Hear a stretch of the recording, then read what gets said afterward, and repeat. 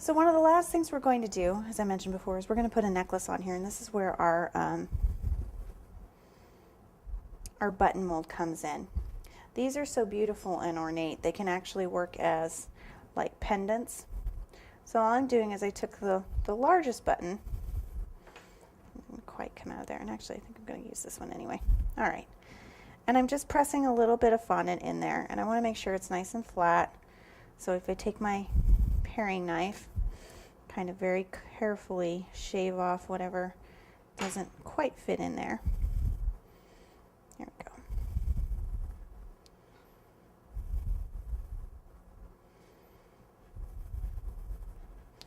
And I'm just going to bend my mold, pop it out.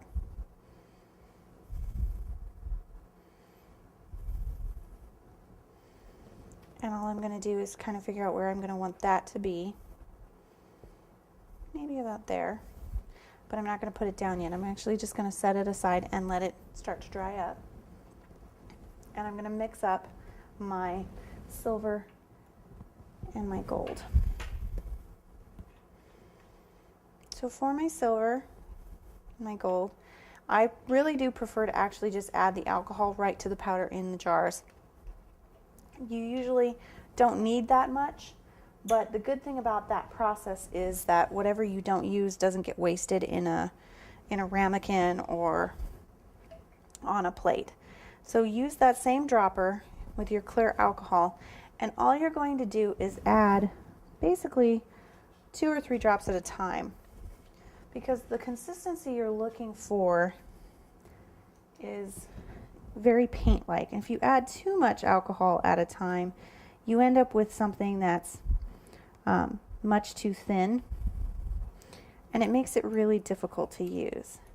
Now we're going to be using our gold on our perfume atomizer and our necklace, and we're going to be using our silver on our mirror. So we've got the gold.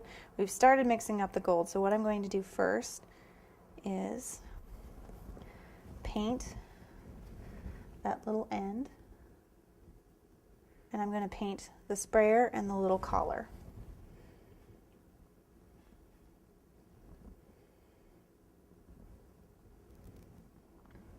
And if you do get it too thin, which it is in a couple of places, let it dry and go back and put a second coat on. So we're just going to leave that alone for a minute, and I'll come back to it. And we're going to go ahead and mix up our silver. All right.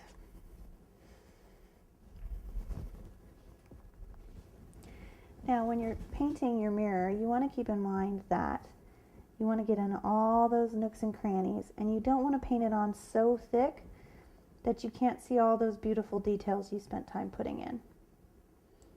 Now if you get any on the board, don't worry about it, it'll clean right off. But you want to get really good coverage on that mirror. Move it around if you need to get underneath into the back places that are hard to reach. There we go. Go ahead and move it back. So now I know what you're thinking. Well, now it blends right into the board.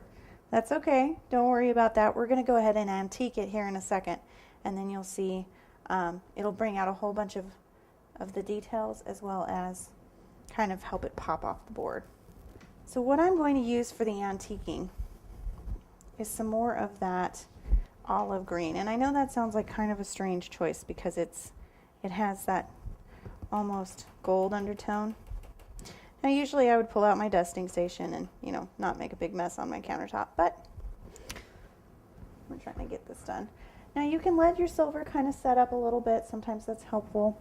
I'm not going to worry about it too much because I'm really just hoping to really just hit the edges. And you'll see how that makes that patina start to pop up.